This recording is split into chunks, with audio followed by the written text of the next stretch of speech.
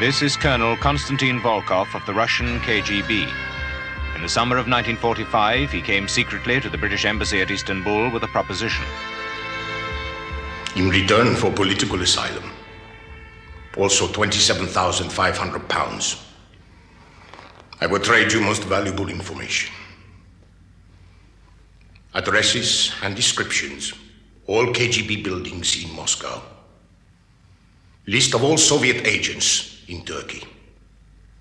Numbers all KGB cars. Also this.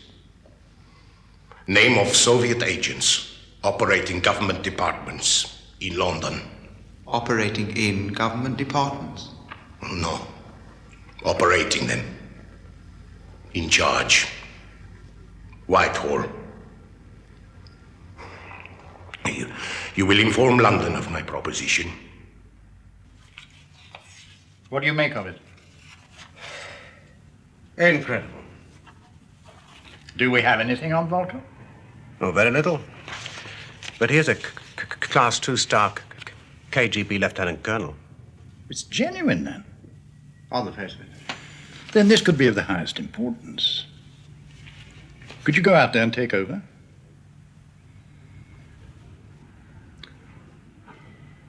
Well, Volkov would be greatly impressed at the head of the anti-Soviet department flying out in person to meet him.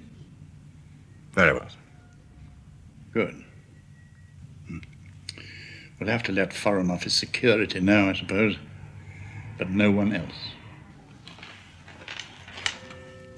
2 Soviet agents at the Foreign Office. The third, the head of a counter-espionage department here. It's beyond belief, isn't it, Philby? Absolutely. In return for political asylum, also 27,500 pounds, I will trade you most valuable information. Soviet Consulate General, please. He's coming on a perfectly good cover story, isn't he? Oh, yes. Mr. Volkov, please. Hello, Mr. Volkov. Reed here, British Embassy. What happened to our appointment? I see. That is Mr. Volkov in visas. Yes. Thank you. All right. Goodbye. He said it was Volkov, but it wasn't. I know Volkov's voice anyway.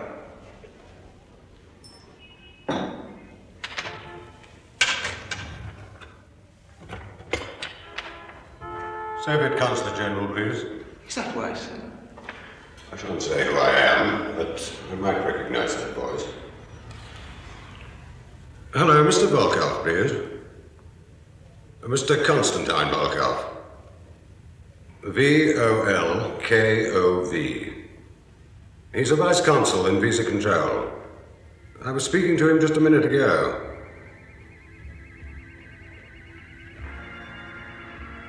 I see. Thank you.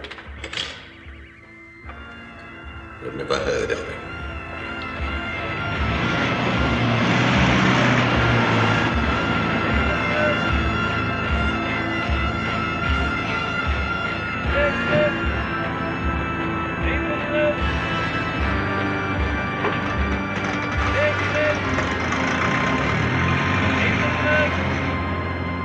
How the hell did they find out? Oh, any one of a number of ways. Yes, I can speculate too. I think myself it was his insistence on bag communications.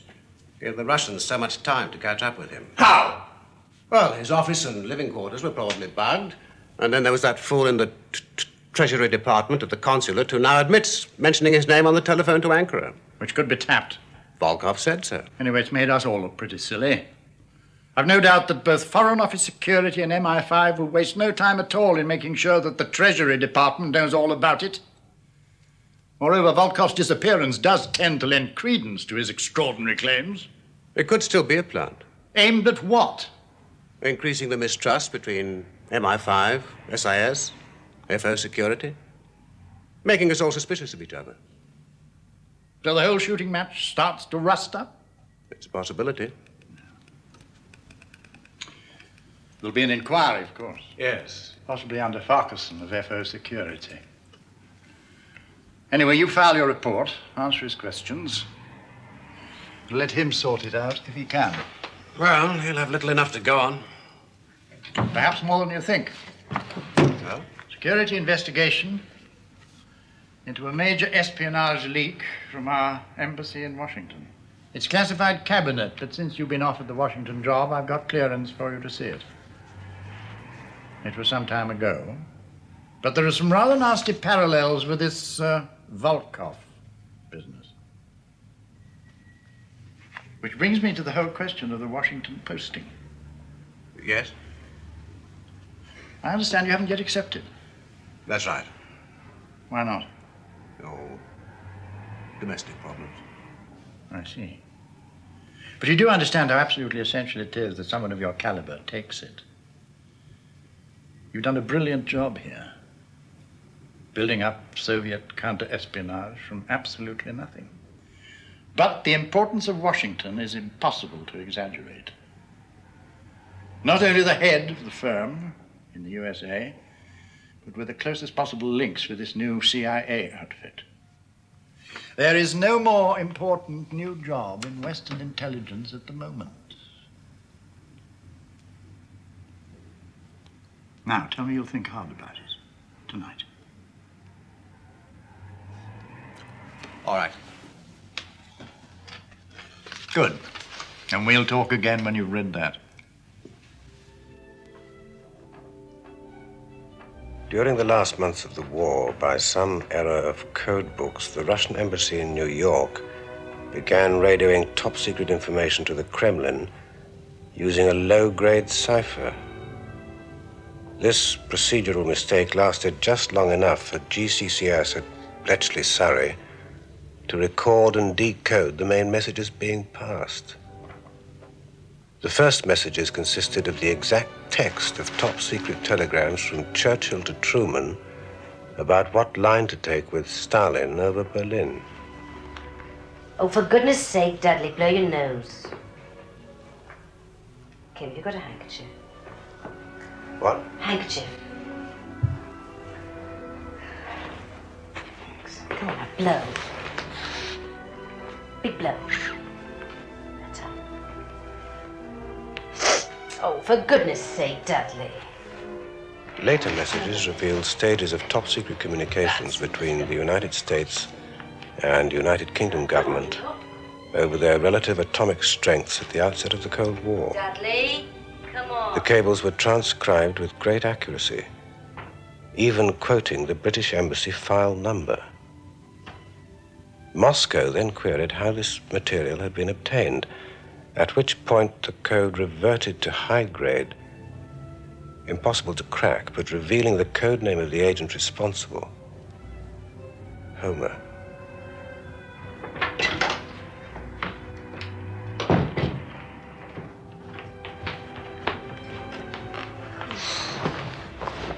What's that you're reading? Oh, just a report. What about? Washington. Doesn't the red cover mean it mustn't be removed from the office under any circumstances? One day someone will catch up with just how much you bring home. Pressure of work. Have you accepted the Washington Post? Well, I haven't decided yet. I haven't decided yet.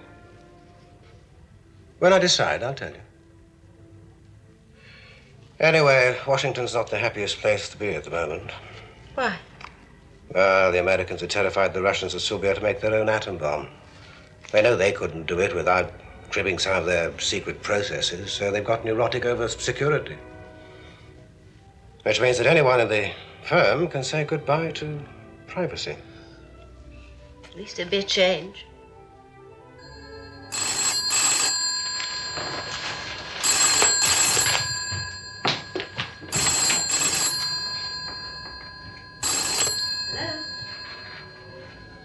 Just a minute, Sir Stewart. Kim!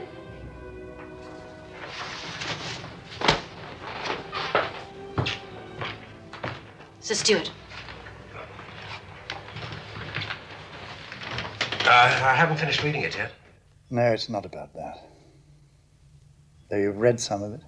Yes. What do you think? Well, it indicates a source at the same level as our Istanbul friend was saying. Exactly. But listen, it's something else. That fellow Burgess has been misbehaving himself again. He's bound to drag your name into it. He always does. He's done you no end of harm. Can't you stop him? Oh, God. What's he been up to now? And after you fell down the steps of the restaurant, which caused the concussion, you obtained leave to go to Tangier and Gibraltar by way of recuperation. To convalesce. That's right. During which time it seems you scarcely drew a sober breath. Oh, I wouldn't say that. You called personally on every British agent in the area, telling them that in Foreign Office opinion, their work was far from satisfactory. Well, I don't mind working on holiday. But what possible authority had you for doing such a thing? Somebody ought to tell them. But you said in Foreign Office opinion, and that we will not have. Of course, I'm aware of the odd jobs you do for the cloak and dagger department up the road. I beg your pardon. But that is not my concern. While you are here, you work for us. My cover job. It's not a cover job. You're supposed to do a full day's work here. And I do a full day's work. In the course of a drunken luncheon at the Rock Hotel, Gibraltar, you announced to everyone in the dining room that we were about to recognize Communist China, that the cabinet was split 50-50 on Korea and other classified matters. You then pointed out the head of British security, Western men, who happened to be dining at the next table, singing a song at him which began with the words, "Little boys are cheap today, cheaper than yesterday." Yes, I've read all that. And is it an accurate account of your convalescence? No. It's not? No. Leaves out all the colourful bits. What on earth do you think you're up to? I know your record. I've read some of your papers for the Far Eastern Department, but they're brilliant. Which ones? Well, the one about General MacArthur's liaison with Chiang Kai-shek. Yes, that's all right. And your prediction of the Berlin airlift and the consequences are 100% accurate as far as I could judge. Yes, it was. It's just my bourgeois behaviour you don't find so attractive. Exactly. There's a limit to the sort of self-indulgent eccentricities we can tolerate here. The childish exhibitionism. Munching raw garlic at your desk like apples. Downing a half bottle of brandy in the canteen for breakfast. Utterly beyond my comprehension how the firm can use it, you pack of amateurs though they are. Then perhaps you misjudge me. My work is top drawer. I've recruited some of the best in SIS. Really? Yes. Really? I recruited Kim Philby, head of Soviet counter-espionage. I picked him, I recruited him, and others like him. You don't like my table manners? Well, stuff it. Was the classified information you were shouting out at all accurate? Well, little boys were cheaper that day. Go home, Burgess. You're suspended.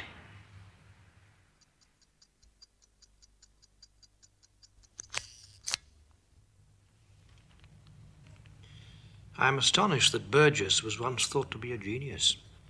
At 40, he is drunken, dirty, and dissolute, but spasmodically brilliant.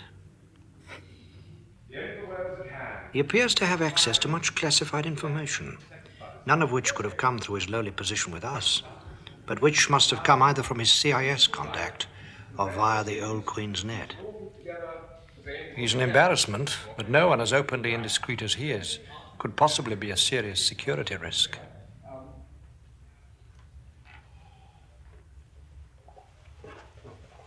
I've said yes to Washington. Well, it was really too important to you to say no, wasn't it? Really not the point.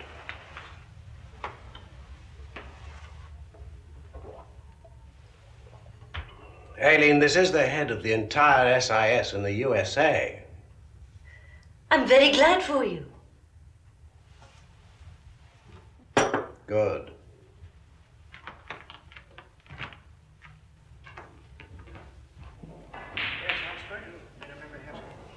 Oh, yes. Ah, rather nice. Yes, it wasn't difficult to limit the suspects down from 700 to about 32. merely by the nature of who could conceivably have had access to the material. But to take it further... Not even with Volkov's comment? Well, they actually create no new lines of inquiry. But Brigadier Roberts cross-indexed Volkov with Krivitsky. Now, that gave me an idea. Krivitsky? That was before the war. Yes, he defected to us in 1937 with all sorts of information. Some of which we managed to get before the KGB gunned him down in Washington. Yes. Now, it may not relate, but one thing he said was that the head of Soviet intelligence in Western Europe had personally recruited about 1935 a young man of good family who had been to Eton and Oxford. He was an idealist working without payment. Well, that's not much. What, an educated man? It was discarded at the time, of course. But if you match it up with the Washington shortlist... Oh, but this is impossible. Roger Proctor, Paul Gore Booth, Michael Wright, Donald Maclean. Maclean, he's not Eton and Oxford. No, but foreigners often think all well-bred young Englishmen went to Eton and Oxford. But these men, they're our sort of people. But that's just it, you see. Your department has always assumed that spies are recruited from secretaries and chauffeurs and people who empty the waste paper bins. But Volkov and Krivitsky imply Soviet recruitment of people like us while young, maybe still at university, who will then make penetration of the foreign service their life's work. Well, I can't conceive it. Wright, Proctor? No. I had a few short odds on Paul Gore Booth. Why? Well, he's Eton and Oxford. Entered the Foreign Office in 1933. Splendid classical scholar, so the code name Homer would be appropriate. And what's the Russian for Homer? Well, for God's sake, I don't know. Gomer. A near anagram of Gore in Gore Booth. As for idealism, he's a Christian Scientist and a teetotaler. Sometimes I think you're wasted in Whitehall, Farquharson. It's a pity Philby wasn't in Washington then. He might have some ideas. Where's Maclean now? Cairo. He's head of Chancery. As a matter of fact, I've just had an untrue complimentary security report from him. That's him. One of the golden boys in line to the top. He was in Washington in 1944 to 48 and secretary to the combined Anglo-American Policy Committee on Atomic Development. So he had access? Mm-hmm. But so did the other five. Yes, but we're looking for the odd man out. So? Maclean was the only one who didn't go to Eton. You did what? Reported you to London for your drinking. In my view, as security officer, it now constitutes a security risk. And may one ask what you said? That as head of Chancery in a Grade A embassy, you see far too much top-secret material considering your unreliability. And that in my view, you should be transferred. Get out! Not till I've finished, sir. Get out of this house. I wanted to institute a spot check system on all embassy staff to see no one was borrowing classified material. But you blocked it. Now the 6th copy of telegram 1127 is missing, and that is my responsibility. 1127 is totally unimportant. No, it's not. It's about Cuba. How the hell do you know that? Never you mind. I'll have to make a report on it tonight, and I intend to say you blocked my spot check scheme, which could have prevented it. That's what I came to tell you. Well, I know nothing about the damn copy. It came to your office? No. You signed for all 6 copies, then distributed 5. The 6th should be on file. And it isn't? No, sir. I cannot be held responsible for every little scrap of paper that passes across my desk. I'll tell you what really worries me. I read out your Washington file before you ever came here. You had access to even hotter stuff there. You were one of 3 men who had a 24-hour unaccompanied pass to anywhere you liked inside the Atomic Energy Center. I'll tell you frankly, if you were as slap-happy about security then, I fear for all of us.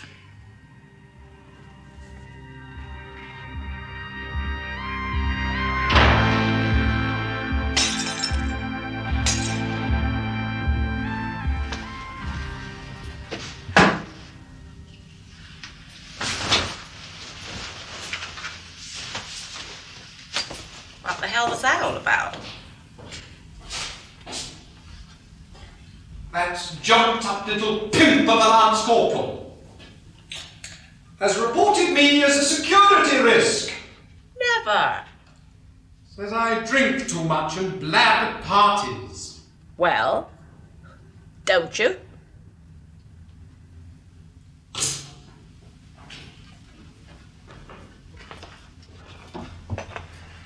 Don't you start. Why the hell shouldn't I say what I think? This is a disgusting country. Disgusting. We all sit here swilling ourselves silly, while 90% of the population rots away of disease and malnutrition. But is that the best line in bright cocktail chatter? Oh. You said last night there was some sort of probe on. What? Since then, you've scarcely stopped drinking. When did I say that? When you came to bed. I couldn't follow it all.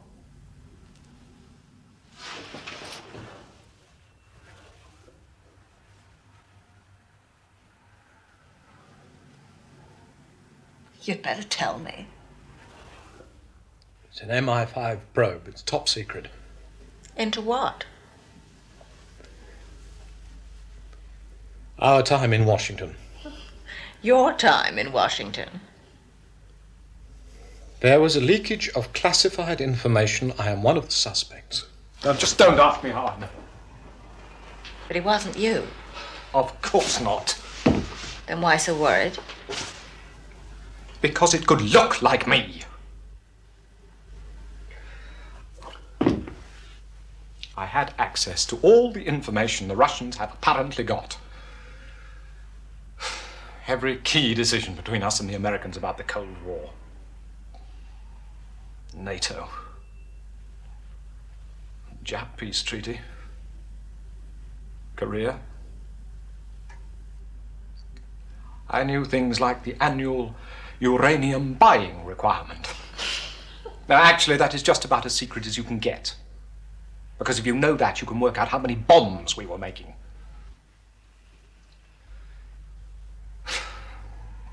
Somebody told them.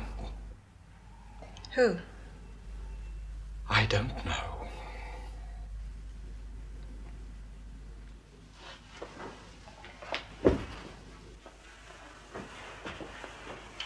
But whoever he is, must be the most important agent they have.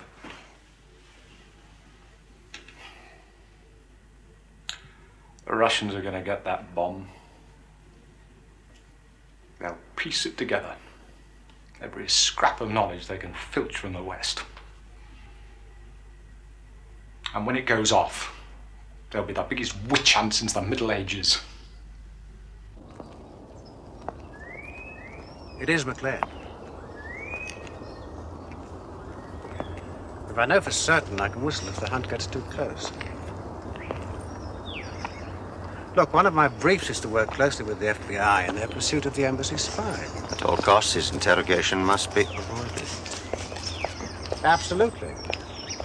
Information about the enemy is power only insofar as he knows exactly what you have learned and what you have failed to learn. So it is Maclean. You're leaving for Washington. Wednesday. It may have to be got out sooner than you think.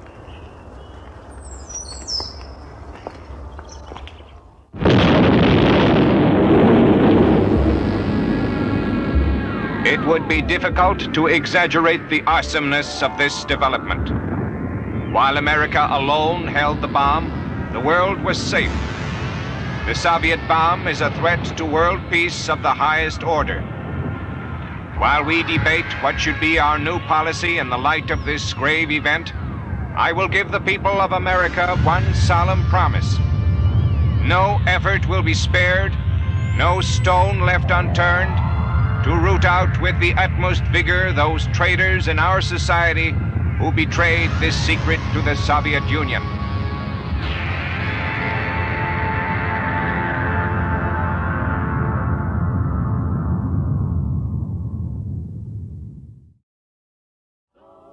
Day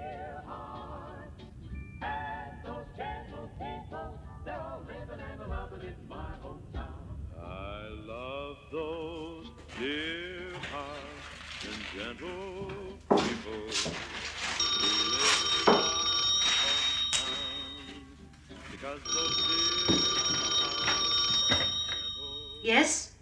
Look, I'm sorry. We arrive in Washington and you just up and leave us.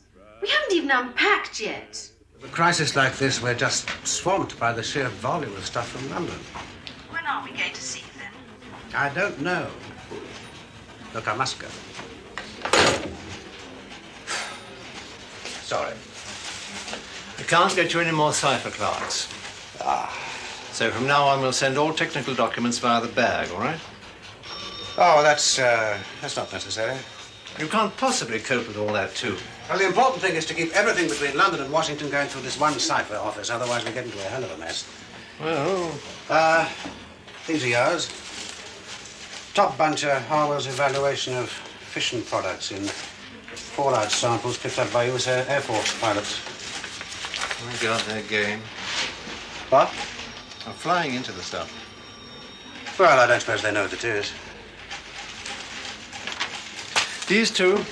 No, those are just file copies. No, right, I see. By the way, do you know anything about this chap? Klaus Fuchs? Yeah.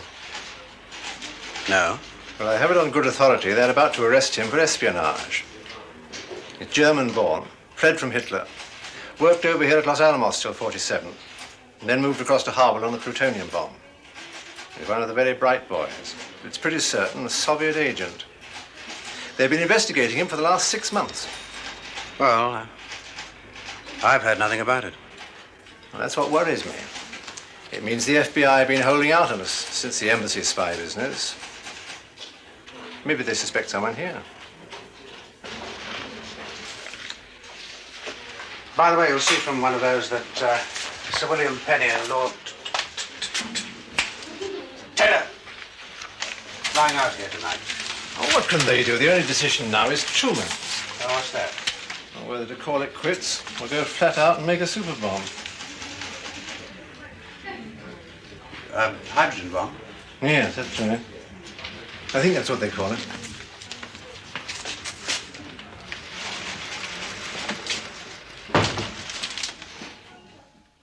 I implore the leaders of the world to resist this temptation. The Soviet Union has drawn level in the atomic arms race. By what means is immaterial.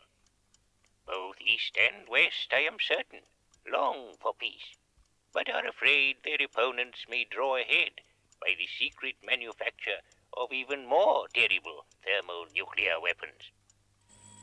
Such weapons would dwarf by many hundreds of times even those which so terribly annihilated Nagasaki and Hiroshima. I beg them to cast aside their fears. I beg them not to embark upon what can only be the first stage in a hellish escalation, to enlarge a yet more hellish arsenal. For such a course could have only one end. Ultimately and inevitably, it must lead to the destruction of all life on this planet. The Americans are going ahead to try to make a hydrogen bomb. Truman hopes it'll prove impossible to manufacture. I suggest you inform Grade A embassies and absolutely no one else. Including Cairo? Yes.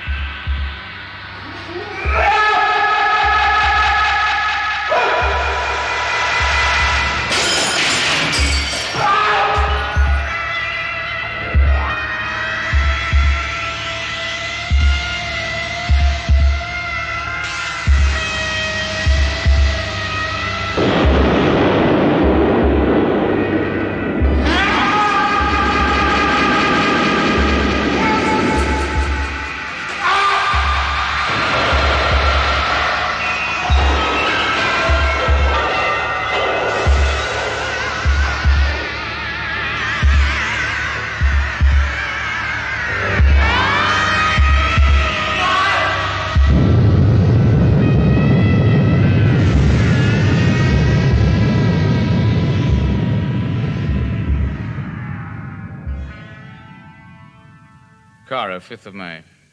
It is regretted that due to overwork, Mr. D.D. Maclean, head of Chancery, has suffered a nervous breakdown and has temporarily been relieved of his duties.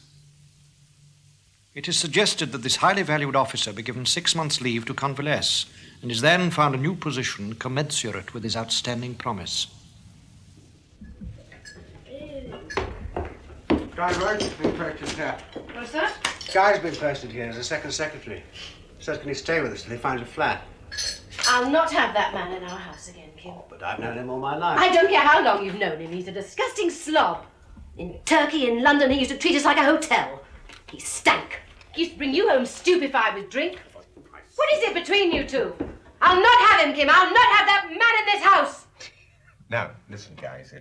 When you get to Washington, you must remember 3 things. Don't be too aggressively left-wing.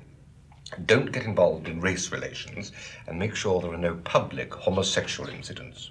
I see. What you really mean is I mustn't make a pass at Paul Robeson.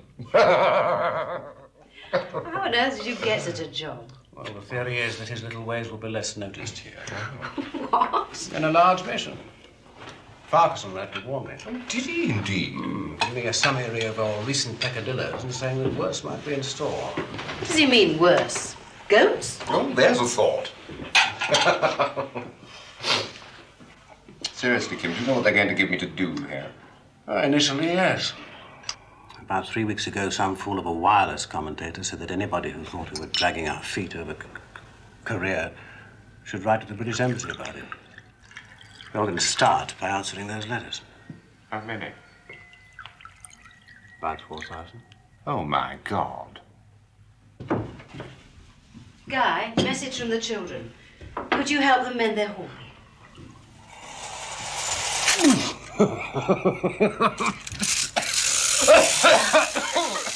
you. No, what's wrong with that, eh? The cryptoanalysts have come up with something new about the 1945 leakage. After so long? They've just put it through one of these new computers. It's a wonderful thing. We're just feeding in all our old uncracked stuff. You remember how the code reverted to high grade? They've managed to get some glimmerings out of it. Yes. From them, you can deduce that the Washington spy must have gone to New York every 3 or 4 days to see his Soviet contact. So? In 1945, Maclean's wife was living with her mother in New York, and he went to see her there every Tuesday and Friday evening from Washington. The perfect cover. My God. We've just made him head of the American desk in London.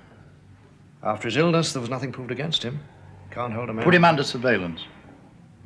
Withhold all classified 5 or 6 material. He'll notice. And inform all grade A embassies immediately.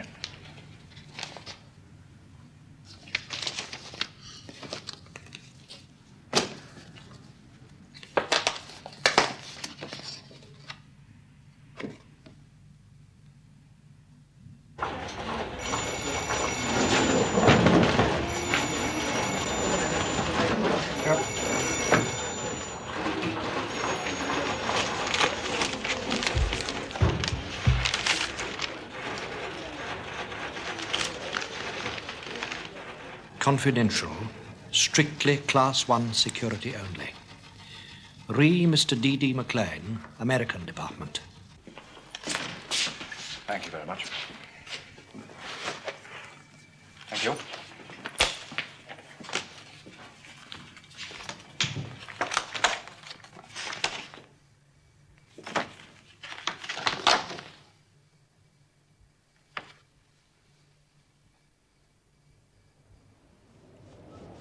And I may act in panic. But perhaps that's their plan. Panic him, then grab him. The state he's in, he'd crack under interrogation within 24 hours. Revealing what? That'd be the gravest risk to all of us. I do not think he will act stupidly. I admire your faith. We have told him to ignore the standard escape plan. That is obviously out of the question. You're not still in touch with him? Until yesterday. Incredible. But now we must get details of other escape routes to him. No, that's impossible. He'll be under surveillance. But with the right courier? What?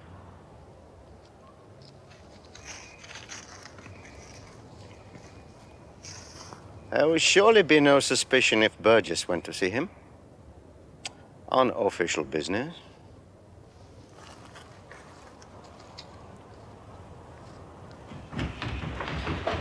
And where the hell have you been?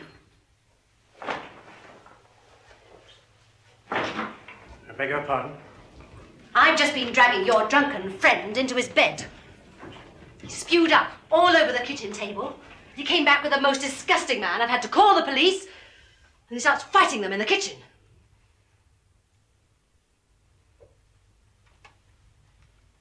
Kim, I will not have it. That slob's been here for 4 months now. He could have found himself a flat the first week he was here. What is it between you two? And what the hell is a man like that doing in the embassy anyway? Oh, I wouldn't trust him up the road to buy a box of matches. You'll have to get me out. In good time, Mr. Maclean. We will be in touch. Please do not phone this number again. The dicks are watching me.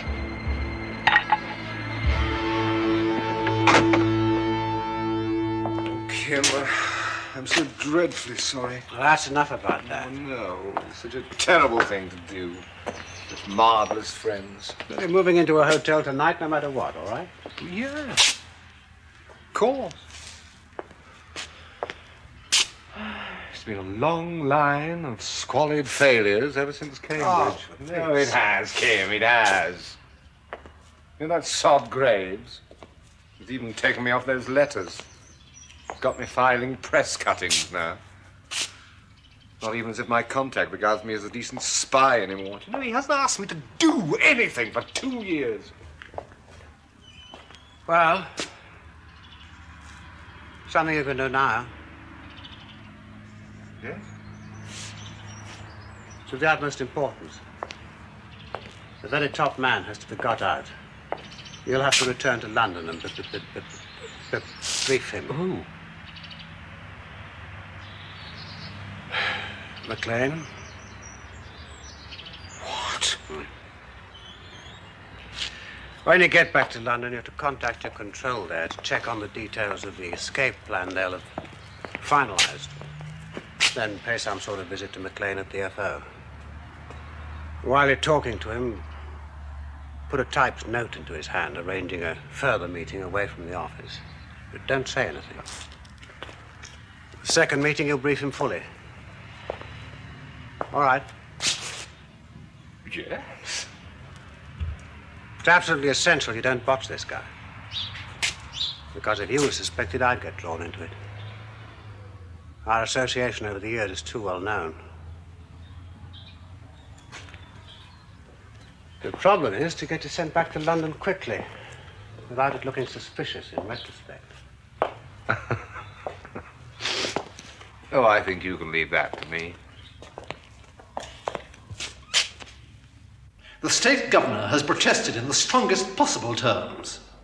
You're booked 3 times in one afternoon for the most grotesque speeding. 80 miles an hour in the middle of rush hour, Washington. Oh. Do you deny it? It was at least 100. You make homosexual passes at the policemen who finally manage to stop you. And when they attempt to arrest you for this, you claim diplomatic immunity. Well, on your desk, you left open classified documents for all to see. Documents that you had absolutely no right to be handling in any case. Yes, I am very sorry about that. I'll be frank with you, Burgess. When you first arrived, I thought the only possible explanation must be that you were somehow part of a deep-laid plan of MI5. But enough is enough. You'll return to London and report in person to the head of the American department, Mr. Donald Maclean. Come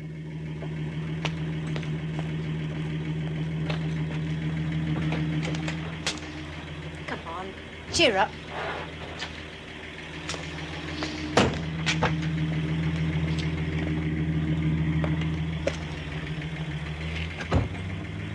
Don't you go too?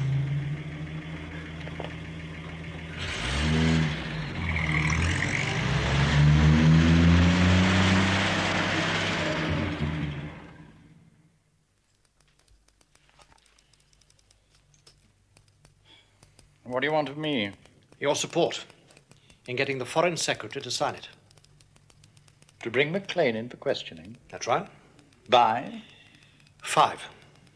Mr. Scarden? Probably. But it's not convincing. It's all circumstantial. But he can't be left any longer. Reports of the Los Alamos agreement will be coming through any day, and we mustn't run any risk of his learning about that. Scarden could see him tomorrow afternoon. He's in such a nervous state, my guess is he'll crack immediately. Well, I don't like it. I think I should come with you and see the Home Secretary. As you wish, sir. Anything else? Guy Burgess has reported back from Washington. Ah. There'll have to be a disciplinary board. He'll be sacked, of course. Is he behaving himself now? So far. As a matter of fact, the first thing he did was to visit Maclean.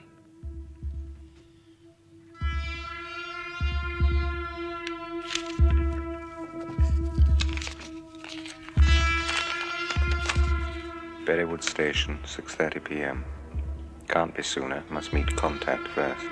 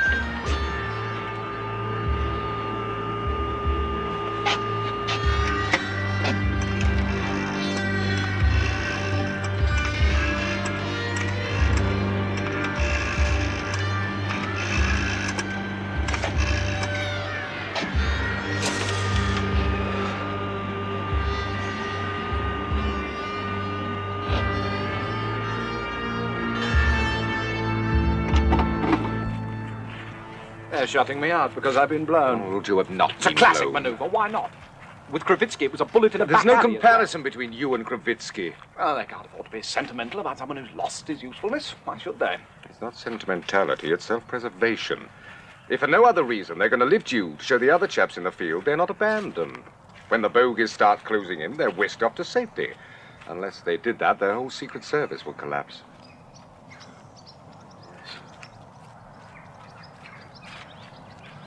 One just never thinks there are others. Yes, well, systems designed so you don't know about them. Oh, but that's just it, Guy. I mean, there's no one you can tell. Talk to, discuss the most passionately important thing in your life. No one. I've sometimes felt the sheer loneliness and lack of human contact was cracking my head open. Have to lie all the time, be on your guard every minute. Even sex ceases to be real. What about your control? Original faceless Russian. Yes, even so one does grow to love him. Because he's the only substitute for a human being who knows who you are in the whole bleak universe. Besides, Donald, look, they don't want to lose an extremely good agent like you. while there's the remotest chance of your continuing. Continue? So they're not panicking. They're planning a new escape properly. They might very well not need it. The evidence against you is pretty slight, remember? How do you know that? Well, that's what I'm told. They wheeled me up in front of Scarton. How long do you think I'm going to hold out? You wouldn't crack. He interrogated Fuchs. He got every drop out of him. Well, presumably strong-arm methods work with strong arm. Just hideously gentle and polite. Probing at all the little hair cracks. I'm afraid. I mean, what am I supposed to do until we hear? You carry on normally. Oh, yes, with the Rosses breathing down my neck. You know, there's a couple outside my office every day, jingling their coins in their pockets in a thoroughly policeman-like manner, just in case I hadn't noticed. Oh, no, I don't. Discovered an extraordinary thing about them. They only work office hours. It's true. I get the 5:19 at Charing Cross, they come to the barrier, and then they go home. No one then watches me until 8:45 the next morning. No one. Same at weekends. Obviously, they think nothing can possibly happen in Sevenoaks over the weekend. They're probably right. What about your wife? Well, what happens? You mean if I go? Join me out there. In Moscow? In Moscow, yes, I suppose. I used to read about people being exiled in boys' own paper. Used to spend the rest of their lives drunk in Switzerland, talking about home. Except it really will be home in this case, won't it?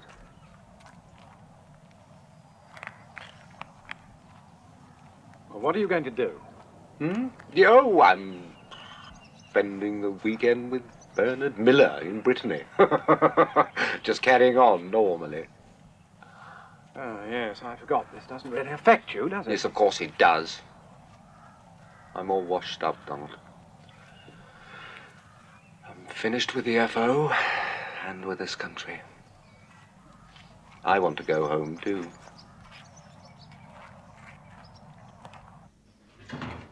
Why the hell didn't I know about this before? We didn't want to worry you, Minister, until we were certain. You're not certain now? I have read this thing, you know.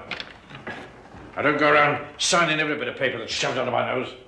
My concern is with the American reaction when they find out. You said it. If we say we even suspect that the Russians got that bomb, partly because we insisted the US shared their nuclear secrets with us, via a man who just happens to be a Soviet spy as well.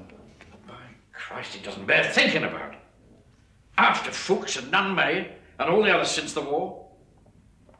You say it's going to be now, or worse might happen? Yes, Minister. I'll have to warn the cabinet, because blood and hair will fly.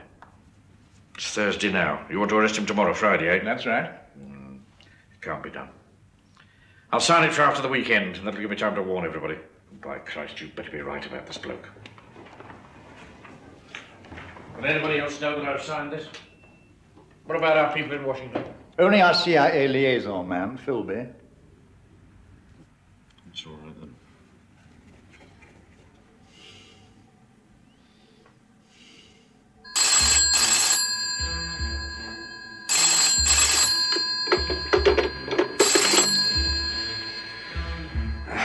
Region 1530.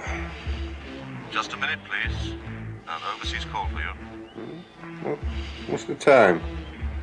One moment, please. Mr. Burgess, Yes. I have a collect call for you from a public call box in Washington. Will you accept the charge?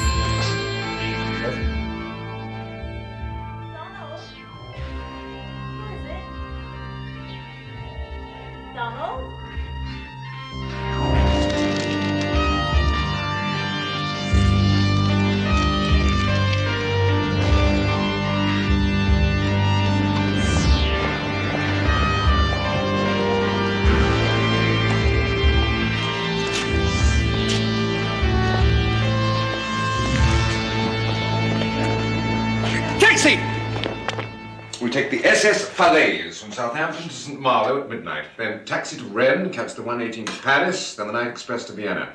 We meet our Soviet contact there. He takes us on through to Moscow. It's a bit makeshift, but it'll work. Have you got the tickets? Yes, and the cash. You'll be all right for money, huh? Oh, sure. We're overdrawn £200. They'll stop your pay the moment they realize what's happened. Yes, I shall make arrangements from Moscow.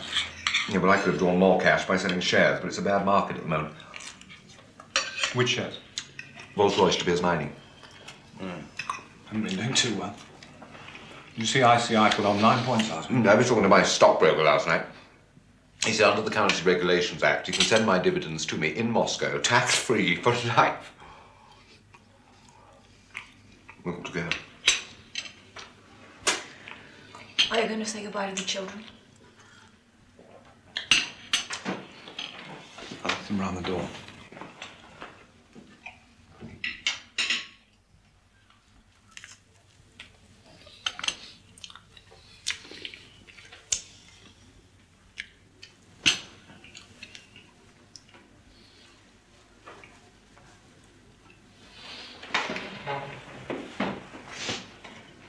It's not the best time for this to happen. I'm sorry.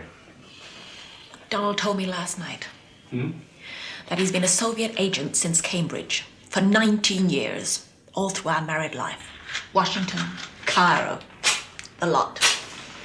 You've no idea. None. Ours has always been a pretty shaky partnership. But even so, he also told me about you and him at Cambridge.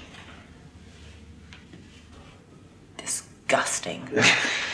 That was a long time ago. You're saying it finished then? I don't believe you could know anything about Donald's work. And why? For 19 years to choose to You do don't such a thing. choose to do it. You do it because of the sheer crushing weight of dead wood of this country's past. The tradition of all the dead generations weighing like a nightmare on you so you can't breathe. The entire West is rotting away.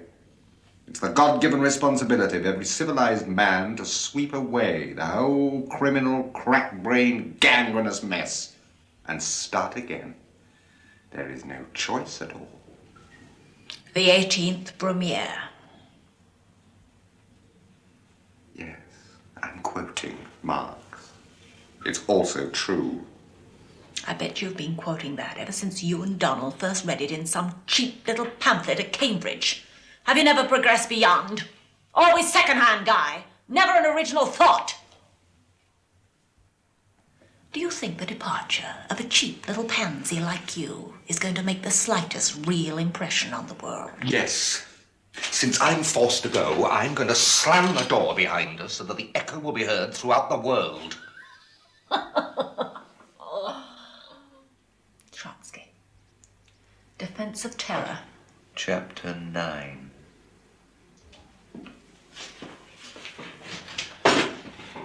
Come on. All right.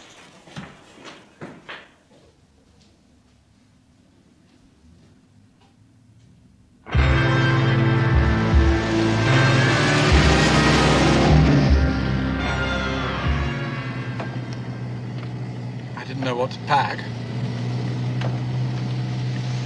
I did remember they don't have any toothpaste in Russia. What do they use then? I don't know. Anyway, I went down to the chemist in the village and I bought a dozen tubes. I can't stand dirty teeth.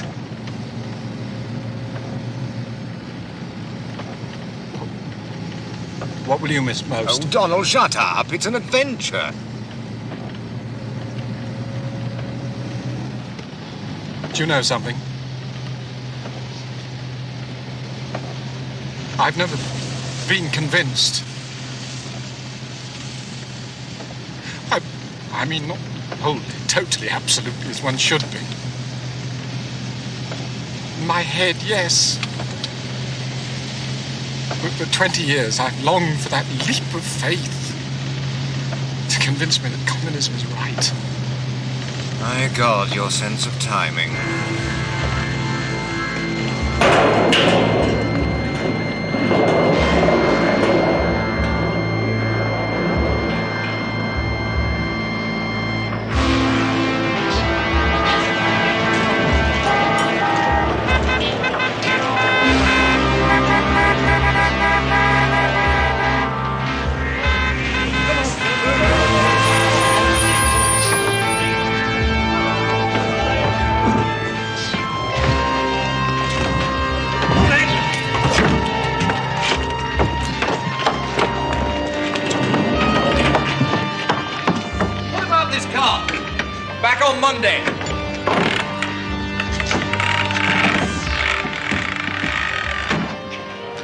On Monday, there's going to be a raspberry from one end of Whitehall to the other.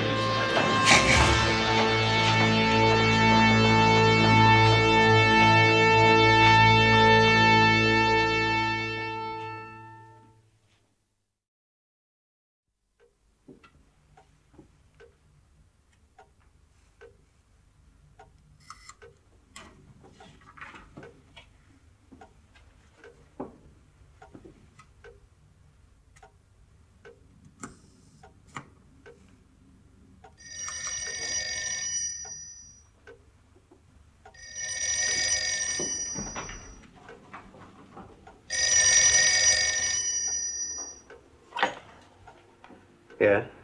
Oh, Kim, it's Jeffrey Patterson. I'm terribly sorry to wake you.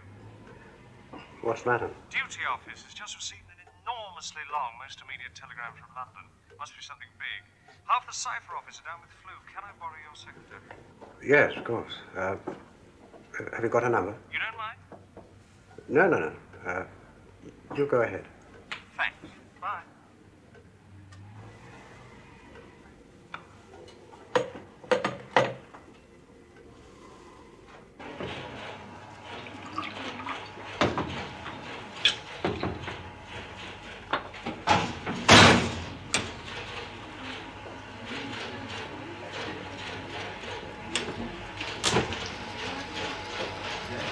Hello, Jeffrey.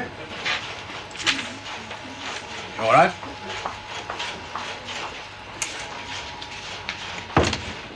I've just been with Hubert Graves about that decipherment. What? Oh, yes, the telegram last night. What was it? Kim, the bird has flown. What bird?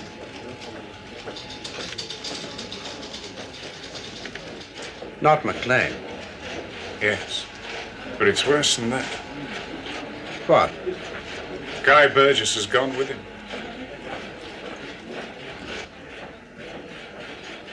Who has been on the telephone even while you've been walking over from your office?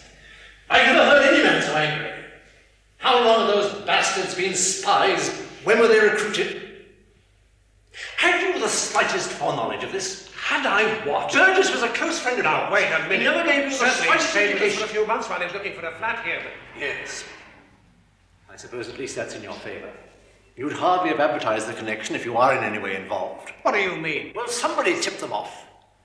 You're the only person linked with both, either by friendship or knowledge of the net closing around Maclean. The CIA will be onto you like a ton of bricks. You better get back to London tonight. Run away. No, man, so that our chaps can handle it. Look, they've disappeared, all right. Is it known for certain they're defected? Oh, yes. Burgess even left a forwarding address with his flatmate. It reads, care of the stage door, the Bolshoi Theatre, Moscow. I think it was a joke.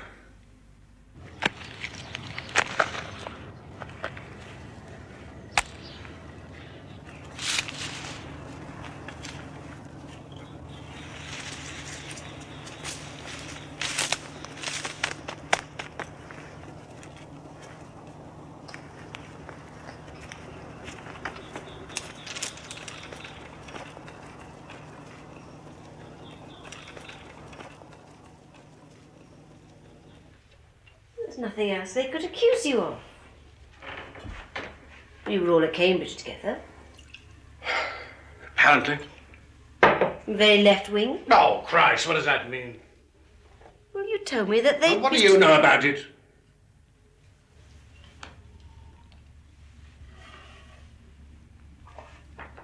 Those days it was a different world. Europe was about to collapse in front of the Nazis. The only hope seemed to be Soviet Russia. Oh, but that's nonsense. That's not nonsense.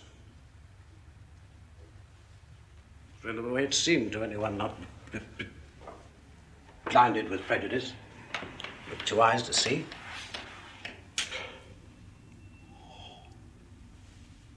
Of course, it looks different now. But then, if you cared and 20 years old. There was really no alternative.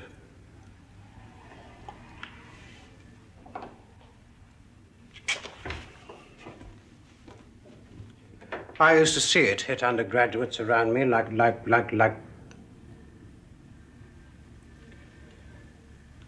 a religious conversion. But you grew out of it. I grew out of it. Well, why didn't they? Perhaps they were recruited at that time. And once recruited, there's no turning back? However much the world might change? No matter how much we might discover what really goes on inside the Soviet Union?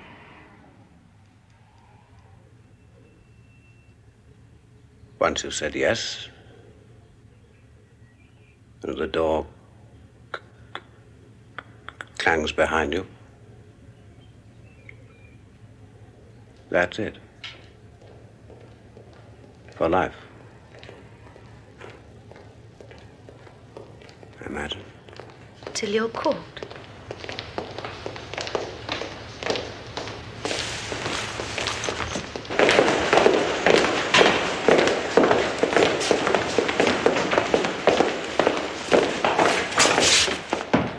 You Foreign Office ought to drop me right in it. These Yankees claim that their whole atomic program has been betrayed by us. Exaggeration. Don't be so bloody cocky about it. Foster Dulles cables me like he was going to restart the War of Independence. They have their traitors too. There are 14 questions in the House this afternoon. That means a full-scale debate and the press. Well, we tried to play it down. You weren't too good at that either, were you? I mean, how far do these ripples go? Look at this question I've got this afternoon. Would the Foreign Secretary institute inquiries into the suggestion made in the Sunday newspapers that there is widespread sexual perversion in the Foreign Office? Surely you don't intend to answer that? No, I don't. I've not been here long enough to form an opinion one way or the other. We're desperate for access to American secrets. And we've already got more egg on our faces over this Fulton Nunn-May affair than will make omelettes for the entire Senate. We're going to have a purge. Make some strong gestures. But we don't share Washington's presumption of guilt. I don't give a pig's nipple what you presume. But what gesture do you suggest? Philby will have to go for a start. But he hasn't had a hearing yet. Then give him one! It'll be in the form of an inquiry by counsel of the evidence against you. A secret trial, if you like, here in my office. I see. So that we can say we've grilled him and he's clean. Of course, if you're not clean, then the normal processes of law take over. You see, Hoover says that either we sack you or they break off Anglo-US intelligence relations. Well, then, sack me. That would be an admission of guilt. An admission of guilt, whereas in fact we don't know, one way or the other. Ah, of course. It's best that we're frank. And who'll conduct this inquiry? Scarden? Initially, Eleanor Milmo. He's a former MI5 lawyer. Scarden comes later. I see. Do you know Scarden? I've heard about his cozy methods. Milmo, you may find rather less cozy. You're asking us to believe that at no stage throughout your entire career did you ever breathe one word about the Volkov affair in Istanbul to Guy Burgess? Well, Burgess and I had a number of meetings between 1932 and our joint time in Washington. He sometimes stayed at our house. Did you at any stage discuss the Volkov affair with him? Well, it's very difficult to remember what one might have said. But surely no, you can recall. Let me finish. Please. Guy's conversation was somewhat difficult to follow. Rather like your own, Mr. Milmo. But surely members of MI6 should never discuss their work together. Ah, well, it depends on what you mean by work. I am not concerned in the least about legal points, Mr. Philby. I am concerned purely with understanding. I'm sure there's no one in that room who is not moved by what you're telling us. It all makes complete sense, so far as I am concerned. Except one thing. Why did not you yourself ever actually join the Communist Party?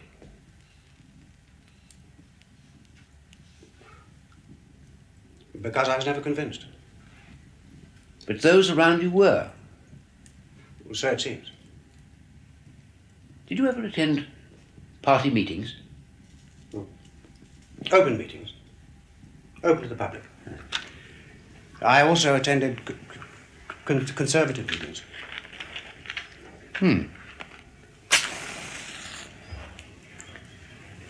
So you had sympathy with conservative views? No. I've already told you. Mine were undergraduate left, and I outgrew them. If I may say so, I was most impressed at the understanding you showed of Burgess and Maclean's viewpoint. What I take to be their viewpoint. Of course, naturally. It is never your own. That's right. That's understood. But you did know them both at Cambridge. Curious how it keeps coming back to Cambridge, isn't it? Though thereafter your paths divided. Yes. Yeah.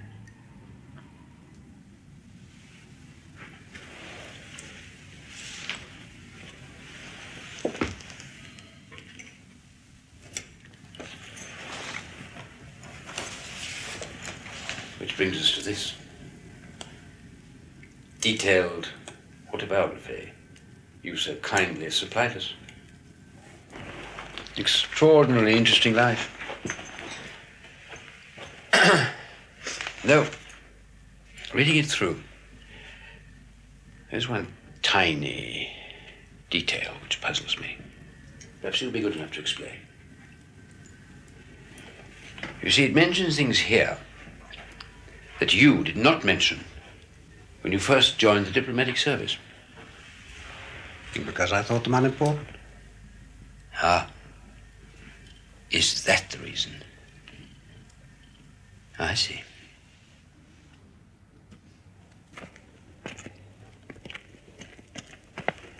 I read in your notes that you were first married to an Austrian lady, Litzy Friedman. That's right. In Vienna, 1933? How old would you have been then? Oh, 21. You say she was a member of the Communist Party? Yes. You omitted to mention that when you first joined the service, in the curriculum vitae that you supplied. Well, it didn't seem important then. Not important, Mr. Philby. Well, the marriage lasted less than a year. Oh, Litzy was a little firebrand. She just bowled me over. I adored her for a few months, but I never shared her political beliefs.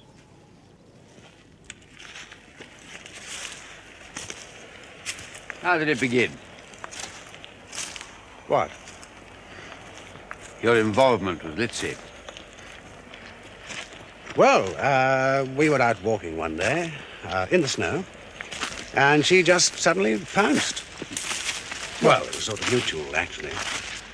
I know it sounds impossible, but it's really quite warm once you get going.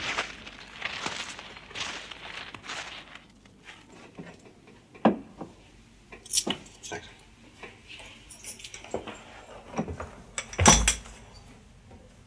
After Cambridge, I bought a motorbike and went to Vienna. Tried to make a living out of journalism. I was deeply interested in contemporary politics. Cheers. Cheers.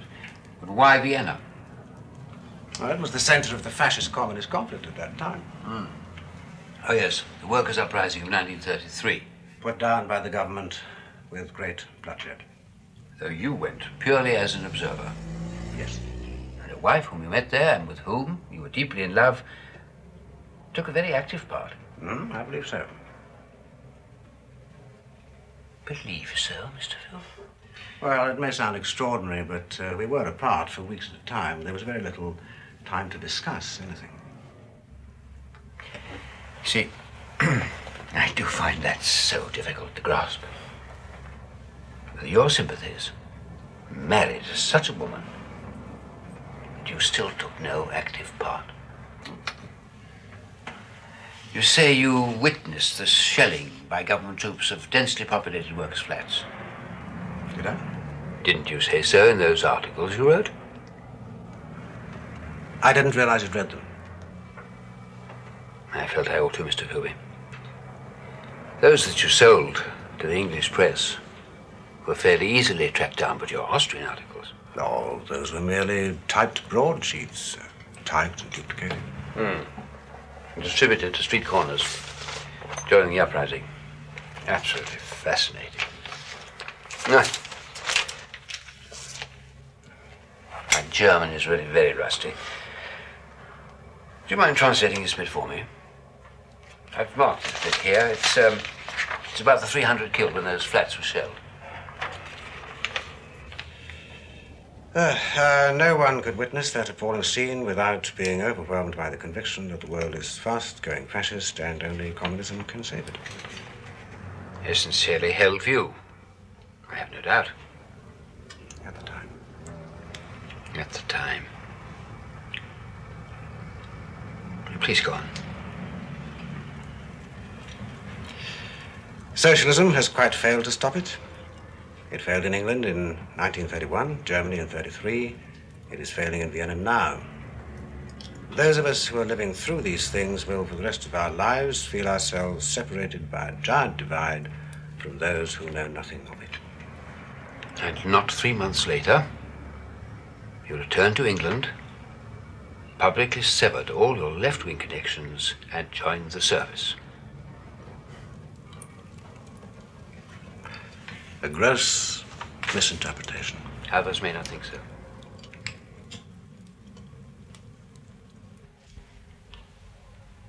Will the Foreign Secretary appoint a select committee to investigate the circumstances of the disappearance of Burgess and Maclean?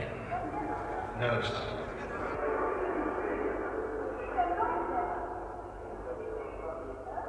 Has the Foreign Secretary made up his mind to cover up, at all costs, the activities of Mr. Philby? It puts us in an impossible position. The Foreign Secretary will have to answer one way or another. Well, I couldn't get him. I just couldn't get him. I wasn't given enough information. I'm quite certain in my mind as to his guilt. But you couldn't prove it. I could, given enough time. Burgess? The same. Well, there is no more time, so I have no alternative but to advise a complete denial. And leave it at that? Oh, no, we're offering him some work. Work? Undercover, of course. We'll put him in some sensitive spot in the Soviet network, feed him a few tidbits and see what happens. A further trial? If you like. What cover? The Observer and The Economist have agreed to take him on as joint correspondent in Beirut. Well, that's ideal from our point of view. And he'll be kept under surveillance? As far as possible. Meantime, full public clearance. Do you see any alternative? There he is. Get some shots. Nice to see you. Excuse me. Nice to come. Would you like to let this lady have that seat? Well, gentlemen, if there are any questions, bearing in mind that I may have to be reticent about sensitive matters. My colleagues have asked me to put the questions, sir. Fire away. If there was a third man, were you him? No, I was not. Do you think there was one? No comment. What about the alleged communist associations? Can you say anything about that? The last time I spoke to a communist, knowing him to be a communist, was sometime in 1934. Burgess gave you no idea he was one? Never. Is it true that you're moving to Beirut? Yes, I'm stepping out of all this limelight. Things have been a bit fraught lately. I'm looking forward to a quiet life. 8 years later, Kim Philby quietly disappeared in Beirut and surfaced in Moscow. He'd been a full colonel of the KGB for 20 years, and the Russians conferred on him their greatest honor, the Order of the Red Banner, on his retirement from active service.